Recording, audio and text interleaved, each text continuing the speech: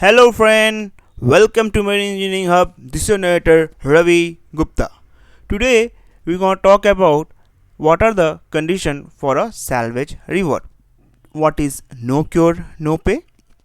And then we talk about what are the criteria for fixing the reward. Means on what basis the salver will get the reward, how it is calculated. So basically we are going to talk about the Article 12 and Article 13 of a Salvage Convention 1989. In my earlier video, if you have missed, we have talked about what is the duty as owner, what is the duty as salver, and what is the salvage and what are the condition of salvage. If you want to watch this video, please see the link given in the description box. You will find it. So let's begin the today video of what are the condition of salvage. Okay, so basically, when will the salvage get the reward? The first question is asked that when will the salvage will get the reward? So that is been mentioned in the Article 12. It say that the condition for reward is based on this thing. First, salvage operation which had a useful result give right to a reward. It means that what is the useful result? It means that if a salver is carrying out a salvage operation and if that salvage operation is successful, that is a useful result. So if the result is useful and if it's able to save the property, then he will be eligible for a reward.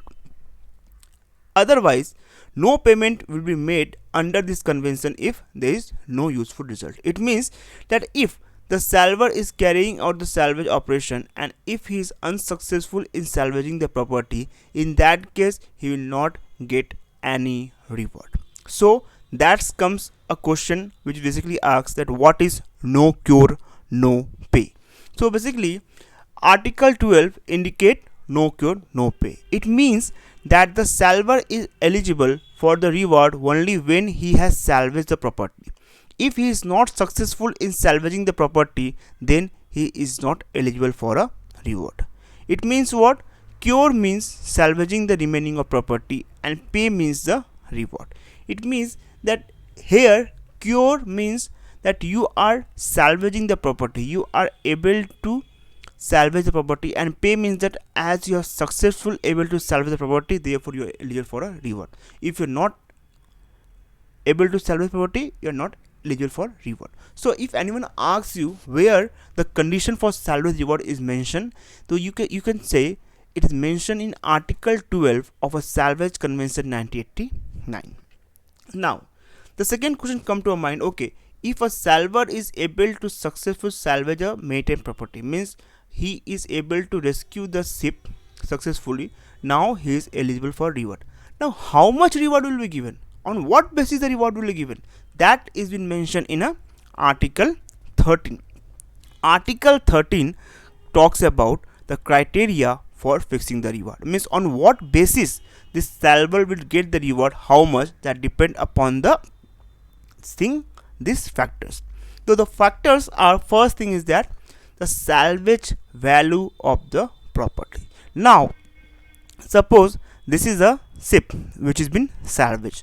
Now its cost is $1 million. Okay, so it depends upon the value of ship. If you are salvaging a ship whose cost is $0.5 million, so the salvage reward will be based on that. So the reward is directly correlated with the salvage value of the ship.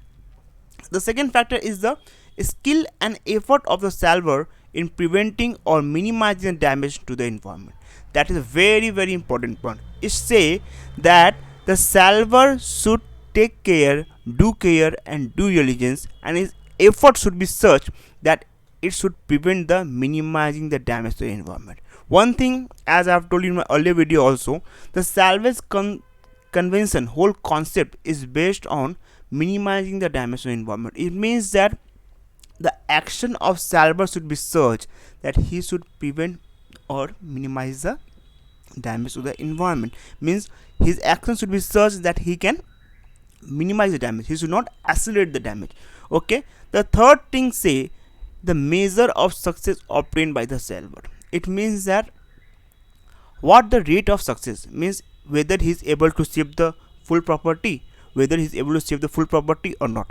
If he's not able to save the full property, then how much external property is been saved, depend on that the thing will be saved. So now we have discussed 3 points. The first point say that what is the value of the vessel, salvage value, on that it will be depend the reward. The second say how much effort they are using to minimizing the damage to the environment. See, they should take every action so that they can minimize the damage to the environment. And third is the success rate. The fourth thing is talk about the nature and the degree of danger. So basically, what do you mean by nature and degree of danger is basically it means that on what condition they are operating. Now here you can see it is operating on a smooth sea. Here you can see they are operating on a little bit rough sea. So the degree of danger of salvaging operation is more in the second condition, is less in the first condition. So it depends upon the degree of danger and the nature of ship involved. If a oil tanker is involved in a salvage operation, the degree of danger is much more than the car carrier, than the passenger ship. So depend upon the degree of danger, the reward will also go. Okay, the skill and effort of a salvor in salvaging the vessel, the other property and life. After that, it talks about the time use and expense. It means what? How much time the salvage operation is going on. It means that depending upon the time. Now suppose you are carrying out a salvage operation and this salvage operation is going on for 3 days. So the amount of time which you have expended, that will be also a factor for reward. Now if you are able to salvage a property in 1 day, so the reward may be less, but if you are carrying out the operation for 3 days, it means the reward will be more. But the number of day, it doesn't mean that you will call unnecessary delay. You have to prove that you are taking the number of days because there are difficulty involved, there are the certain factor involved, so that you have to clarify. Based on that only you will get the reward. After that, the promptness of the service means when the salvage operation was asked, how prompt you were to be there. Based on that also it will be there. The availability and the use of vessel and other equipment. It means that right equipment should be available at the right point of time, and how much promptness you are showing to avail that equipment and how much utilization you are doing with your equipment, that also decide the salvor reward.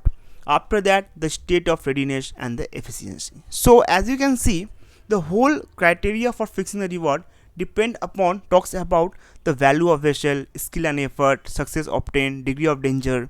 After that, time used, promptness. So basically it's the promptness, state of readiness, equipment use. So the ship, a salvor who is carrying out a salvage operation should be a skilled person. He should have a knowledge that what action he need to do in order to save the property. If the property is saved, then only he will be eligible for reward. If the property is not saved, he will not be eligible for a reward. Article 13 reward is basically given by the property insurance company based on the salvage operation. Okay, so this is the thing. Now the question is asked, okay, now the salvage operation is carried out successfully and now he is eligible for the reward. So article 13 talks about that these things should be taken care when you are giving the reward.